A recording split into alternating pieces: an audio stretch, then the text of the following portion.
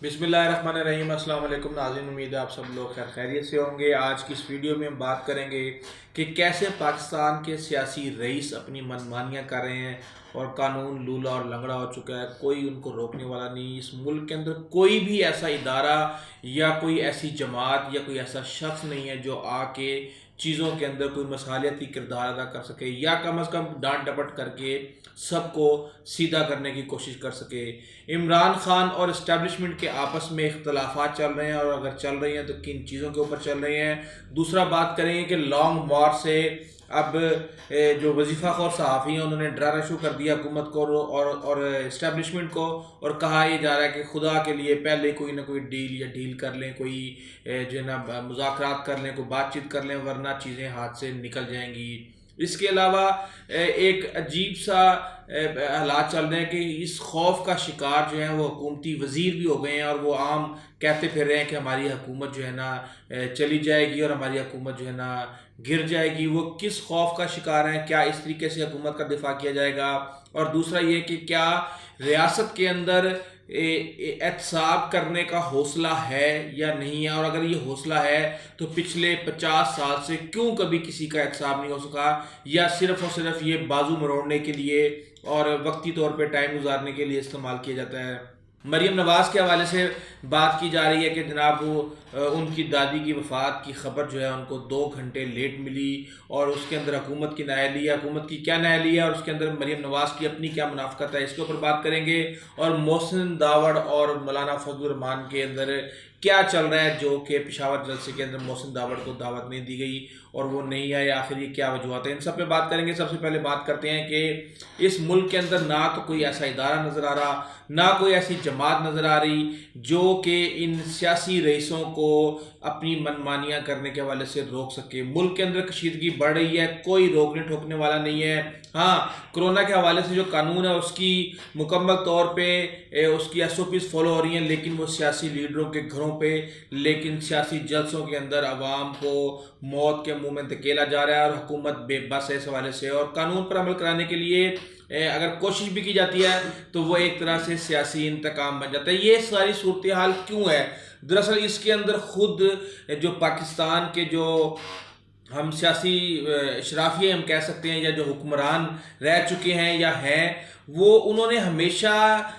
Task to task जो है ना खुद लोगों को कहा है कि जी इदारों को इंस्ट्रक्शंस दिए हैं कि जी हाँ ठीक है, इसके ऊपर आप ये कर लें, इसके ऊपर आप ये कर लें। इसलिए इल्ज़ाम ये आता है कि जी हुकूमत सियासी इंतकाम का शिकार निशाना बना रही है। कानून खुद क्यों नहीं हरकत में आता? जी इमरान खान ने इदारों को मना कर दिया है कि जनाब इनके खिलाफ आप इस तरीके से आप इनको गिरफ्तार ना करें, आप ये ना करें वरना कोई हंगामा हो जाएगा। भाई क्यों? इमरान खान कौन होते हैं? क्यों नहीं इदारे खुद ब खुद, जब एक कानून बन गया है, एक SOP है, तो उसके ऊपर कानून क्यों नहीं खुद ब खुद हरकत में आता? हमेशा वो इशारों का शिकार रहता है और वो खुद हरकत में नहीं आता, और वो इंस्ट्रक्शंस का वेट कर रहा होता है कि अगर उनको इंस्ट्रक्शंस आएंगी तो फिर वो इसके ऊपर अमल करेंगे वरना नहीं करेंगे। अगर आज पाकिस्तान के अंदर कानून का बोलबाला होता तो यहाँ पे किसी को परेशान होने की ज़रूरत ही नहीं थी। यहाँ पे किसी को ना परमिशन मांगने की ज़रूरत थी, ना परमिशन देने की ज़रूरत थी। लेकिन जाहिर सी बात है यहाँ तो हर चीज़ इंस्ट्रक्शंस लेके होता है, और इसीलिए हम आज ये दिन देख रहे हैं। दूसरी बात करते हैं हम कि क्या इमरान खान और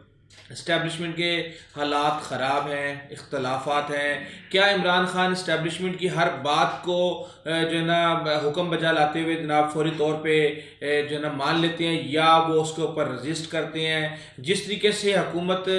के बारे में अपोजिशन तासुर दे रही है कि ये तो इसको चला ही कौन रहा है, वो निक्के हैं, वो बड़े हैं, वो बड़े इंस्ट्रक्शंस देते हैं तो उसके बाद फिर निक्का चलता है। तो बात ये है कि आपको अच्छी तरह याद होगा कि उस्मान बुज़दार की तब्दीली की जो एक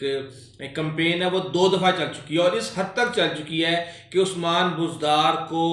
नैब ने बुला के एक तरह से गंदा करने की भी कोशिश की, और उसके बाद इमरान खान उसके दिफा में आके खड़े हो गए।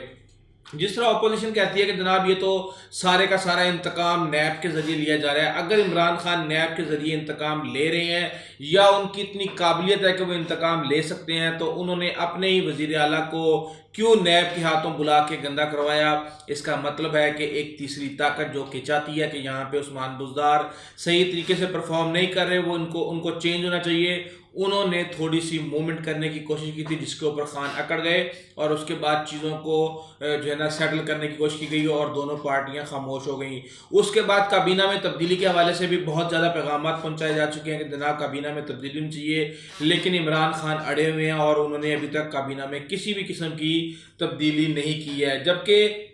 گورننس کے حوالے سے بھی بڑے مشورے دیے جاتے ہیں کہ جناب آپ یہ کر لیں یا وہ کر لیں۔ اس وقت عمران خان جو ہے جو وہ بہتر سمجھتے ہیں وہ کر رہے ہیں، اور اس میں ایک بیسیکلی بہتر سمجھنے کا مطلب یہ ہے کہ مشورے وہ سنتے ہیں سارے، لیکن کس مشورے پہ کس حد تک عمل کرنا ہے اس کا فیصلہ عمران خان ہی کر رہے ہیں، اور اسی لیے وہ ہم ہر انٹرویو کے اندر بڑے فخر کے ساتھ کہتے ہیں کہ جی میں کر رہا ہوں، میری پالیسی چل رہی ہے، کیونکہ ان کو پتہ ہے کہ وہ کیا کر رہے ہیں کیا نہیں کر رہے، کیونکہ کچھ لوگوں کو یہ بھی خطرہ ہے کہ اگر ان کی مرضی کے بغیر پنجاب میں حکومت تبدیل کرنے کی کوشش کی گئی، کیونکہ 2 منٹ کی بات ہے وہاں سے آزاد امیدوار اور کاف لیگ کو اشارہ کر کے جو ہے نا آپ اس سب کو چینج کروا سکتے ہیں، لیکن ان کو یہ خطرہ ہے کہ کہیں خان اگر گلے پڑ گیا تو پھر اور زیادہ کام خراب ہو جائے گا، ایک طرف سے اپوزیشن ہے ایک طرف سے خان، تو پھر چیزیں سنبھالنا مشکل ہو جائیں گی۔ دوسری بات یہ ہے کہ آپ کو پتہ ہے کہ یہ تو ابھی وارم اپ سیشن چل رہا ہے پی ڈی ایم کا، چھوٹے چھوٹے جلسے ہو رہے ہیں۔ آج کا جلسہ تو ویسے ہی بیسیکلی ایک طرح سے تباہ ہو گیا جس کو ہم یہ کہہ سکتے ہیں، کیونکہ صبح صبح ہی خبر آ گئی کہ میاں نواز شریف کی والدہ کا انتقال ہو گیا۔ اس کے بعد پھر ہم نے دیکھا 3-4 گھنٹے تک مریم سٹیج پہ ڈٹ کے بیٹھی رہیں، اور انہوں نے جو ہے نا ہم یہ دیکھ رہے تھے کہ یار یہ کس طریقے کی خاتون ہے کہ یہ اپنی والدہ ان کی جو ہے نا بستر مرگ پہ تھیں، اس وقت بھی یہاں پہ کمپینیں لڑتی رہی، الیکشن لڑتی رہی NA 120 کے اندر ضمنی انتخابات، اور آج پھر ان کی دادی کی وفات ہو گئی ہے اور اس طریقے سے بیٹھی ہوئی ہیں۔ تو اس کے بعد پھر پتہ یہ چلا کہ جناب یہ تو کام کچھ اور ہو گیا۔ اب اس کی میں بات ابھی بعد میں کرتا ہوں، لیکن بات ہم کر لیتے ہیں کہ پی ڈی ایم کا لانگ مارچ کب ہوگا۔ یہ جو چھوٹے موٹے جلسے ہو رہے ہیں، یہ جلسے ہونے کے بعد جو ہے بیسیکلی اگلا جو سیشن ہے وہ ہے لانگ مارچ کا، اور لانگ مارچ جو ہے وہ ہوگی تو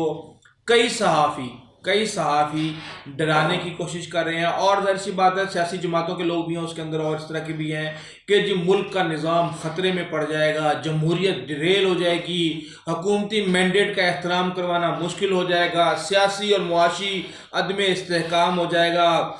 تصادم ہو جائے گا، جب یہاں سے قافلے نکلیں گے لانگ مارچ کے، آگ لگ جائے گی، حفاظتی دستے ان کو روک رہے ہوں گے، پورے ملک میں پکڑ دھکڑ چل رہی ہوگی، اور پتہ نہیں کیا کچھ ہو جائے گا۔ اس لیے فوری طور پہ وقت سے پہلے پلیز آپ کوئی ڈیل کر لیں، ورنہ معاملات آپ کے ہاتھ سے نکل جائیں گے۔ آپ نے دیکھا تھا کہ کس طریقے سے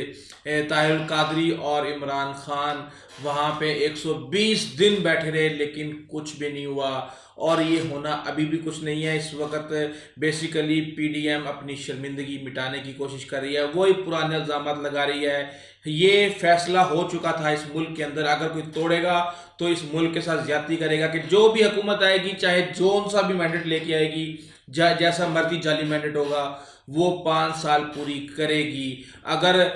یوسف رضا گیلانی اگر گھر جاتے ہیں تو اسی کی پارٹی کے راجہ پریز اشرف جو ہیں دوبارہ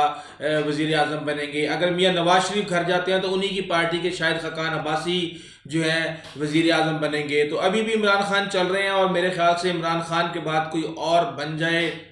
یہ ابھی فی الحال نہ تو ممکن نظر آ رہا، اور ایسا ہوتا ہوا بھی نظر نہیں آ رہا، کیونکہ عمران خان کے شاہ محمود قریشی کے اوپر بہت زیادہ تحفظات ہیں۔ اس کے علاوہ میرا نہیں خیال کہ کوئی ایسا بندہ جس کو وزیر اعظم بنا کے عمران خان کی مرضی کے مطابق نہ چلایا جا سکے۔ جو ایک طرح سے رئیس آئے تھے جتنے بھی جو کہ سیاسی شرافی ہے، جو ہر الیکشن میں کسی نہ کسی پارٹی کے سر پہ الیکشن لڑ کے جیت جاتے ہیں، وہ ان کا کوئی چانس نہیں ہے۔ کہا یہ جا رہا ہے کہ عمر یوب اس حوالے سے بڑی کوشش کر رہے ہیں، لیکن میرا نہیں خیال کہ عمران خان اپنے نظریاتی لوگوں کو خاص طور پہ، یہ چھوٹے موٹے جو الیکشن سے 6 مہینے پہلے آئے تھے وہ تو شاید بھاگ جائیں، لیکن جو نظریاتی لوگ ہیں ان کے، وہ شاید عمران خان کو چھوڑ کے نہ بھاگیں، اور ایک طرح سے ایک بحران پیدا ہو جائے گا۔ اس لیے اتنا آسان نہیں ہے کہ عمران خان کو گھر بھیج دیا جائے۔ اور میں یہ سمجھتا ہوں کہ بھائی آپ نے کیا جو ہے نا ہر سیاستدان یہاں پہ لچا لفنگا لٹیرا ہے بقول جو رپورٹس آتی ہیں، جو کرپشن سکینڈلز آتے ہیں، لیکن اس ملک کے اندر آپ احتساب ہی نہیں کر پا رہے، کسی کا بھی نہیں کر پا رہے۔ جب بھی احتساب کرنے کا وقت آتا ہے، کبھی سعودی عرب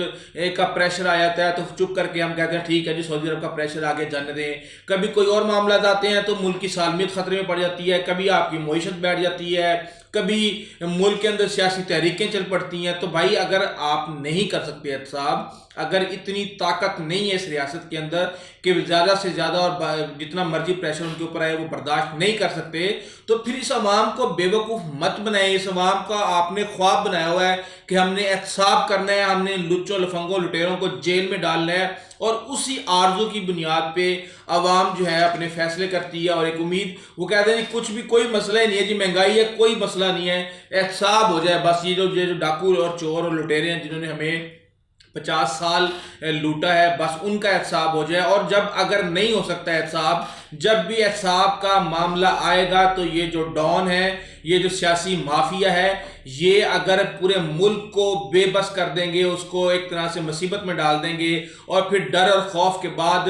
ڈیل یا ڈھیل ہو جائے گی، تو پھر یہ مت کریں، کہہ دیں کہ بھائی جان ہمارے بس کا روگ نہیں ہے، ہم احتساب نہیں کر سکتے. یہ ڈان اور مافیا یہ قانون سے بالا تر ہے، اور یہ جیسے مرضی لوٹے کھسوٹے، ان کو کوئی ان کے اوپر ہاتھ نہیں ڈال سکتا. تو ٹھیک ہے، پھر ہم آگے چلتے ہیں. ملک بھی نہیں آگے چل رہا، نہ ان کا احتساب ہو رہا، اور وہی ایک طرح سے پورے ملک کے اندر ایک آپ نے سیاسی عدم استحکام پھیلایا ہوا ہے. اور سیاسی عدم استحکام اور معیشت یہ دونوں ایک ساتھ چلتی ہیں. کوئی بھی ملک جس کے اندر سیاسی عدم استحکام ہو، وہاں پہ معیشت بہتر نہیں ہو سکتی. یہی وجہ ہے کہ آج بھارت اور پاکستان کی معیشت میں زمین آسمان کا فرق ہے. بات کرتے ہیں مریم نواز شریف کی. مریم نواز شریف نے کہا جناب کہ میری دادی کی جو وفات ہے ان کی خبر جو ہے مجھے 2 گھنٹے بعد ملی، اور کسی بھی حکومتی شخص نے انہیں خبر نہیں دی. یہ بڑی ہی حکومت کی ایک طرح سے نااہلیت. دیکھیں یہ خاتون کی آپ منافقت آپ چیک کریں کہ پورا پی ڈی ایم کا جلسہ جس کا کنٹرول مسلم لیگ نون کے پاس بھی ہے، جس کا کنٹرول پیپلز پارٹی کے پاس بھی ہے، اور اس جلسے کے اندر ہم نے دیکھا کہ پی ڈی ایم کے نام سے بھی پوری لائیو ٹرانسمیشن ہوئی ہے. وہاں پہ آپ نے سیٹلائٹ لنک کے ذریعے انٹرنیٹ لیا ہوا ہے، آپ وہاں پہ پراپر سٹریمنگ کر رہے ہیں، پراپر براڈ کاسٹ کر رہے ہیں، سوشل میڈیاز پہ وائرل ہو رہی ہیں پوسٹیں، ویڈیوز سٹریم ہو رہی ہیں، اور آپ کو کوئی بھی شخص یہ بتانے والا نہیں تھا کہ آپ کی دادی کی وفات ہو گئی ہے. یا آپ نے کبھی زندگی میں یہ سوچا ہی نہیں کہ جب جلسوں میں جاتے ہیں تو جلسوں کے اندر جیمرز ہوتے ہیں، 3-3 4-4 گھنٹے کسی کا رابطہ نہیں ہوتا آپس میں. تو جو لوگ آپ کے وہاں پہ سوشل میڈیا کے ہیں، جو بھی ہیں جن کے پاس انٹرنیٹ ہے، ان کو آپ نے یہ بھی آپ نے نہیں سمجھایا ہوا کہ کسی بھی ایمرجنسی کی صورت میں آپ نے اس پراپر چینل تھرو کے جو نا آپ نے اس میسیج کو پہنچانا ہے. اور اگر آپ کی یہ پلاننگ ہے تو اس کے اندر پھر آپ کے بارے میں یہ کچھ کہا جا سکتا ہے. اور میں تو سمجھتا ہوں کہ اگر آپ کی پلاننگ اتنی ویک ہے تو مستقبل میں ملک آپ کے حوالے کیسے کیا جا سکتا ہے. ملک کا جو اشر آپ کریں گی، جو آپ کے والد صاحب نے کیا، شاید اس سے بھی برا آپ کر دیں. اب بات کرتے ہیں محسن داوڑ کی اور مولانا فضل الرحمان کی. محسن داوڑ اور مولانا فضل الرحمان کے اندر جو گزشتہ ایک پی ڈی ایم کے سربراہی اجلاس ہوا تھا، اس کے اندر کافی تو میں ہو گئی. بیسیکلی محسن داوڑ نے کسی بات کے اوپر ایک کویسچن اٹھایا تھا، اور اس کے بعد انہوں نے کہا تھا کہ مولانا فضل الرحمان نے الٹا ان کے اوپر ایک کویسچن ڈال دیا کہ جناب آپ کس حیثیت سے اس سربراہی اجلاس کے اندر آپ شامل ہو چکے ہیں. اب مسئلہ یہ ہے کہ مولانا فضل الرحمان وہاں پہ فاٹا کو جو سٹیٹس دیا گیا تھا اسپیشل، تو اس حوالے سے مولانا فضل الرحمان کا اپنا ایک نظریہ ہے، جبکہ محسن داوڑ کا اپنا ایک نظریہ ہے. مولانا فضل الرحمان اس حوالے سے بالکل بھی اعتبار نہیں کرتے پی ٹی ایم کے اوپر. وہ سمجھتے ہیں کہ یہ لوگوں کو گمراہ کر رہے ہیں، لیکن بہرحال ایک ملکی مفاد میں جمہوریت کی بالادستی کے لیے، سول سپریمیسی کے لیے یہ اکٹھے ہیں. پی ڈی ایم کیا ہے جی؟ وہ کہتے ہیں پی ڈی ایم یہ ہے کہ جو بھی جماعت